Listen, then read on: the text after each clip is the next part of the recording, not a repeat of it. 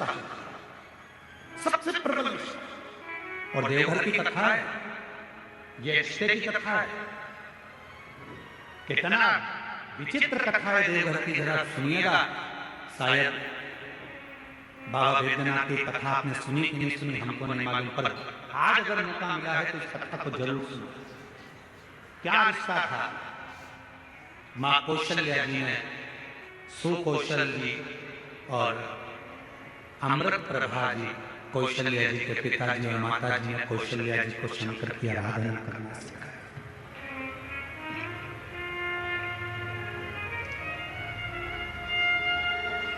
कौशल्या मैया शिव जी की आराधना में भी कहते हैं, आनंद रामायण वर्णन करती है कि कौशल्या मैया 1 मिनट भी शंकर की भक्ति के बिना रह नहीं पाती। भाव की इतनी शुद्धता थी मां कौशल्या जी की। फिर बात आ गई, रावण ताव से शिव जी को भजता था और कौशल्या जी भगवान शंकर को भाव से भजती थी। भाव से। एक दिन रावण ने सभा बुलाई, सारे ग्रहों को बुलाया, सारे देवताओं को बुलाया। रावण की लंका में सभा लगी हुई है, बड़े बड़े देवता बैठे हुए, ग्रह बैठे, नाग, किन्नर, गंधर्व, अप्सरा, देवता, दानव, सब उस सभा में बैठे हुए थे। सब उस सभा में बैठे हुए हैं और उस सभा में चारों तरफ सब लोग बैठे हुए हैं। उस सभा में, उस सभा लंकापति रावण ने ऊंची आवाज कर कर कहा कि बताओ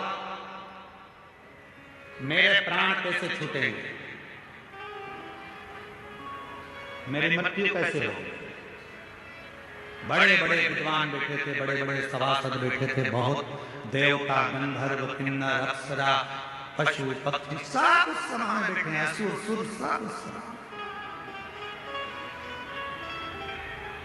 मेरे प्राण कैसे जाएंगे बताया, कैसे मरूंगा मैं बताओ। तब किसी ने नहीं बताया। रावण को क्रोध आ गया तो सबको बंदी बनाने लगा। बंदी, अगर नहीं मालूम पड़ा तो मैं तुम्हें बंदी बना लूं। तब ग्रहों में ग्रह, सारे ग्रहों ने रावण से कहा, रावण तुम्हारी मृत्यु कौशल देश के राजा सुकौशल जी की जो लड़की है कौशल्या, उन कौशल्या माता के गर्भ से एक बड़ा विद्वान शूरवान एक पुत्र पैदा होगा, जन्म लेगा। उस बेटे के द्वारा तुम्हारे प्राण छूटेंगे। अब तो रावण को गुस्सा आ गया। कौशल नरेश, सुकौशल की लड़की कौशल्या और कौशल्या का बेटा राम मुझे मारेगा। हाँ। रावण ने सभा को विराम दिया, अपने गुप्तचरों को बुलाया। मेरी मृत्यु नहीं होना चाहिए, उसके लिए क्या करा जाए। एक ही काम है, कौशल्या को अपने यहां ले।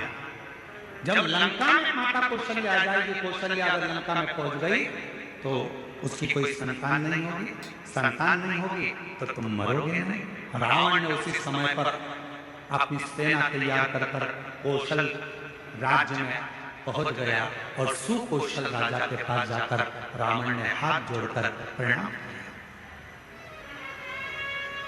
रावण उस समय पर शिव की आराधना नहीं करता। बाबा वैद्यनाथ की कथा चल रही है, जरा सावधानी से सुनिए।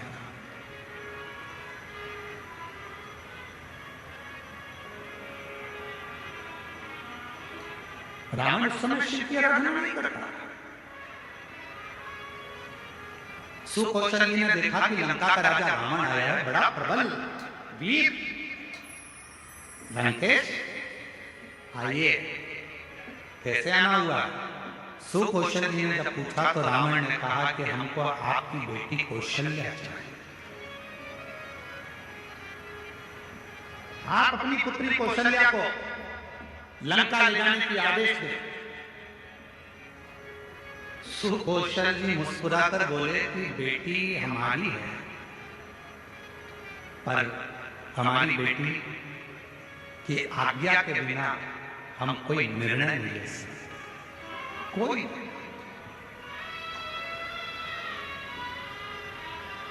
मेरी बेटी की आज्ञा के बिना कोई निर्णय नहीं ले सकता। विचार किया। रावण ने पूछा तुम्हारी बेटी कहां है? सुकौशल जी बोले बस शंकर की भक्ति करती है तो अभी शिवालय से आ रही हो। जो सामने से बेटी को आते हुए देखा तो कौशल्या इतनी सुंदर थी माता कौशल्या, इतनी सरल थी माता कौशल्या। शिव का जो भक्त होता है इसमें सहजता, सरलता, नम्रता अपने आप दिखती है। उसको दिखाया नहीं, सरल, शिव जैसा भोला, शंकर जैसा सरल। लंकापति रावण ने कौशल्या जी को देखा तो कहा आप ही कौशल्या? हाँ। सुकौशल जी की बेटी हो? हाँ। हम आपको लंका ले जाने के लिए। मुझे लंका? हाँ। कौशल्या जी कहने लगी मैं तो लंका नहीं जाऊं, मैं लंका नहीं जाऊं। रावण कहने लगा तुम मुझे जानती नहीं हो कौशल्या, अगर तुम मेरे साथ नहीं चली तो मैं दबाव के साथ तुम्हें लंका ले जाऊंगा। इतने में कौशल्या जी के मुख से निकल गया लंकापति रावण सुन, तुम मुझे ले जाने की बात करता है, अगर बन सके तो तेरी लंका में एक बार उस कैलाशपति को ले जाकर बता दे तो कौशल्या लंका में प्रवेश कर जाए। तो एक बार उस कैलाशपति को तेरी लंका में ले जाकर बता दे तो ये मां कौशल्या जी कर रही है कि ये कौशल्या तेरी लंका में प्रवेश कर जाएगी। रावण हंसकर बोला वो कैलाश पर रहने वाला शंकर, वो शंकर। अगर तुम बोलती कि विष्णु जी को लेकर जाओ तो बड़ी बात थी, तुम कहती कि ब्रह्मा जी को लेकर जाओ तो बड़ी बात थी, शंकर जी तो मैं अभी उनको लेकर आया। और रावण गया देवाधिदेव महादेव की आराधना में बैठ गया, साधना में बैठ गया। शिव जी प्रसन्न नहीं हुए। अब बताओ भाव में बैठा था कि ताव में बैठा था? भाव में नहीं बैठा ना, काय में बैठा था? ताव में। अब मैं ले जाकर लग गया रावण पीछे। शंकर भगवान प्रसन्न नहीं हुए। तब रावण को लगा कि ऐसे नहीं मानेंगे। रावण ने अपना शीश काट कर देना प्रारंभ कर दिया।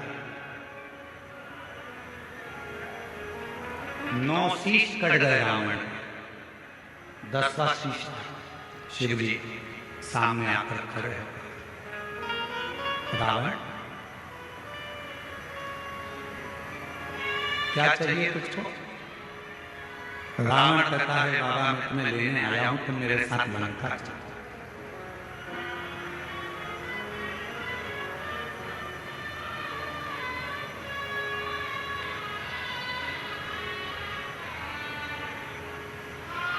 शिव जी कहने लगे ऐसे तो मैं लंका जा नहीं सकता, मैं लंका ऐसे जा नहीं सकता, चलना तो पड़ेगा। रावण जिद पर अड़ गया। तब देवाधिदेव महादेव ने मां पार्वती जी से जाकर कहा कि लंकापति रावण मुझे लेने के लिए आए। शिव जी कहते हैं कि मैं नहीं जा सकता, मैं जानता हूं, पर पार्वती तुम बताओ क्या? जगत जननी जगदम्बा पार्वती जी ने कहा प्रभु आप इस कैलाश को छोड़कर, इस भूमि को छोड़कर आप लंका नहीं जाओगे। तब भगवान शंकर जी ने कहा कुछ तो करना पड़ेगा। पार्वती जी कहती हैं आप जानो क्या करना है। शिव जी ने रावण से कहा मैं खुद तो नहीं जा सकता, पर मेरा ये स्वरूप एक शिवलिंग के रूप में तुझे देता हूं, तू इसको लेकर चल, तू लेकर चल। शिवलिंग मेरा स्वरूप है, लेकर जा। रावण कहने लगा ठीक है आप अपना शिवलिंग दे दीजिए। शंकर भगवान का प्रतिबिंब स्वरूप शिवलिंग शिव जी ने उठाकर रावण को दे दिया। और रावण से कहा सुन रावण, ये शिवलिंग तू जहां रख देगा उठने वाला है, ले जा। सूचना मिल गई मां पार्वती पार्वती को सूचना मिल गई कि शिव जी एक लिंग की आकृति में रावण के साथ लंका जा रहे हैं। रावण के साथ लंका शिव पार्वती की आंखों से जल रहे हैं। शिव जी ने पूछा, पार्वती तू रो रही है, तेरी आंखों में जल भरा? हाँ, क्यों? जो मेरे हृदय में विराजमान था वो आज शिवलिंग की आकृति धारण कर कर लंका जाता। तो ये शिवलिंग तो मेरा दिल है, मेरे हृदय में शिवलिंग है, और तुम उसको लंका भेज रहे हो। शिव जी मुस्कुराने लगे, पार्वती जी प्यार अगर पक्का होता है तो कोई जान नहीं सकता। बस इतना शंकर जी ने कहा और पार्वती जी समझ गए। पार्वती जी ने गणेश जी को बुलाया, गणेश शीघ्र शीघ्र आओ। गणेश जी ने कहा, मां आज्ञा करिए। गणेश जाओ, एक ग्वाले का रूप रख लो, तुम्हारा नाम होगा बेजू ग्वाला, और बेजू ग्वाला का रूप रखकर रास्ते में जाना। रावण संध्या करने के लिए रुकेगा, शिवलिंग तुम्हारे हाथ में देगा, थोड़ी देर उसके सामने पकड़ कर रखना, थोड़ी देर बाद जमीन पर रख देना। और सुनो गणेश, इस शिवलिंग को मैं बताऊंगी वहां रखना। जी मां, आज्ञा आपकी। रावण संध्या करने के लिए उठा, सोचा कि इस शिवलिंग को कहां रखूं।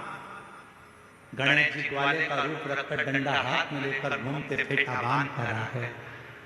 ओ महाराज क्या बात है? महाराज कहने लगे, मुझे संध्या करना है, ले ये शिवलिंग को पकड़ ले, जमीन पर मत रखना, ठीक है? मैं अभी आया हूं संध्या कर। जो गणेश जी के हाथ में, बेजू ग्वाले के हाथ में शिवलिंग दिया। गणेश जी ने मां से पूछा, मां आप बताओ शिवलिंग कहाँ रखूं? माता पार्वती ने कहा, जब मैं सती बनकर जन्मी थी, जब मैं सती बनकर जन्मी थी, ये शिवलिंग मेरे हृदय में बसता है। जब मैं सती बनकर जन्मी थी, मेरे पिता दक्ष प्रजापति के यज्ञ में पहुंची थी और यज्ञ कुंड में मैंने प्राण को त्याग दिया था। मेरे पति शंकर भगवान ने मेरा शरीर कंधे पर धारण कर तांडव किया था। भगवान विष्णु ने सुदर्शन चक्र उठाकर मेरे शरीर के 51 टुकड़े कर दिए थे। वो टुकड़े में से एक हृदय इसी भूमि पर गिरा है, उस हृदय के मध्य में ये शिवलिंग मिलाकर रख दे, बस वही में उस हृदय के मध्य में ये शिवलिंग रखना चाहिए।